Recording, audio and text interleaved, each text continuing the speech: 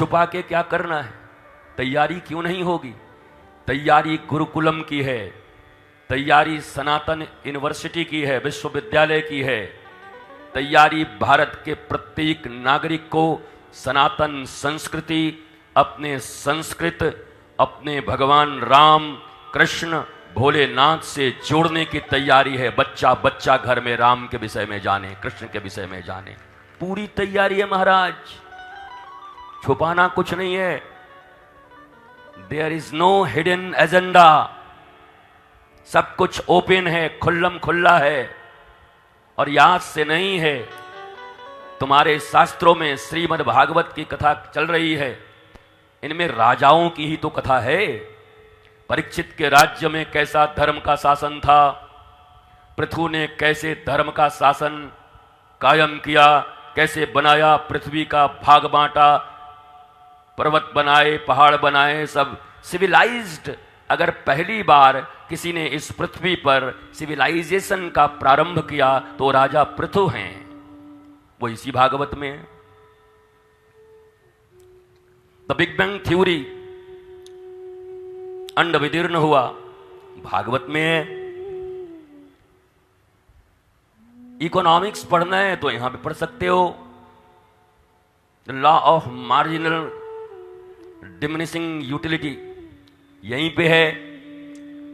धीरे धीरे वस्तुएं अपना आनंद खोती रहती हैं, उपयोगिता खोती रहती हैं, वो यहीं पे है। तो ज्योग्राफी यहां है, हिस्ट्री यहीं पर है। यद्यपि ग्रीक से आए हुए वर्ड मिथ ने उसको माइथोलॉजी बोल दिया हमारे राम और कृष्ण को, और हमारे लोगों ने स्वीकार कर लिया माइथोलॉजी। भगवान राम और भगवान कृष्ण भारत के सुनहरे इतिहास में अवतरित ईश्वर के अवतार हैं। नित्य प्रति उनकी लीला चल रही है, पर वो विशेष मानवीय लीला जितने वर्षों तक चली, उनका गोल्डन हिस्ट्री हमारे पास है। रामायण, भागवत और महाभारत में उसको माइथोलॉजी कह देते हैं। माइथोलॉजी, मिथ, कल्पना। तो इंग्लिश ने धीरे धीरे, इंग्लिश बुरी लैंग्वेज नहीं है, बड़ी अच्छी बात है, खूब सीखिए। हम तो चाहते हैं प्रत्येक भारत का बच्चा इंग्लिश सीखे, और जब जब शिकागो में जाए तो स्वामी विवेकानंद की तरह बोल करके पूरे अमेरिका के साथ पूरी दुनिया को हिला करके आए, भारतीय धर्म की ध्वजा को गाड़ करके आए। कोई बात नहीं भाई, देखो किसी महापुरुष में टिका टिप्पणी हो सकता है। इस दुनिया में हर चीज हर व्यक्ति का सही नहीं हो सकता, हर एंगल से हर चीज सही नहीं हो सकता, पर वर्तमान परिप्रेक्ष्य में जिस चीज की आवश्यकता हो, उस आवश्यकता के ऊपर वो कितना खरा उतरा, इससे उस व्यक्ति के व्यक्तित्व का मूल्यांकन करना चाहिए। प्रत्येक व्यक्ति का मूल्यांकन उस वर्तमान परिस्थिति में उनकी उपयोगिता के अनुरूप करना चाहिए, लेकिन व्यक्ति के व्यक्तिगत जीवन में बहुत ज्यादा ताक झांक करने की कोशिश नहीं करनी चाहिए। भारत देश में भारत के लिए जीने और भारत के लिए मरने वाले लोग ऐसे हैं जिन्होंने भारत को पहुंच दिया, पर उनके व्यक्तिगत जीवन में थोड़ी ताक झांक करके आपने उस महापुरुष को इस राष्ट्र का नायक नहीं बल्कि खलनायक घोषित कर दिया। ऐसे राष्ट्र का मंगल कभी नहीं होता है। याद रख लेना, जिनके भीतर जो गुण हैं, जिनके भीतर जो सद्गुण हैं, इससे अच्छा तो आपका हमारा शास्त्र है, हमारा प्राचीन युग था। अगर उस दृष्टि से जिस बात पर मैंने कल चर्चा प्रारंभ की थी कि विश्वामित्र जैसे ऋषि, विश्वामित्र जैसे मुनि, और उस समय आई हुई मेनका, तो मेनका कौन थी? अगर आज के अनुसार देखोगे तो फिर हॉलीवुड और बॉलीवुड, वो भी बहुत ग्लैमरस थी, बहुत सुंदर थी, दुनिया की खूबसूरत स्त्री थी। वही उनके साथ विश्वामित्र का अफेयर हुआ। शर्म तो नहीं आ रहा है? नहीं, इधर उधर देख रहे हो, बड़ा ऐसे अफेयर बोल दिए। अच्छा, तुम देसी मुर्गी बिलाईती बोल, रोज अंग्रेजी बोलो, हम बोल दें तो तुमको खराब लगे। अफेयर हुआ। अफेयर के बाद वो रहे, उनमें इतनी सत्यता थी कि उनको पसंद आई मेनका। मेनका के साथ उन्होंने जीवन निर्वाह किया। कल भी मैंने कहा, शकुंतला नाम की पुत्री को जन्म दिया।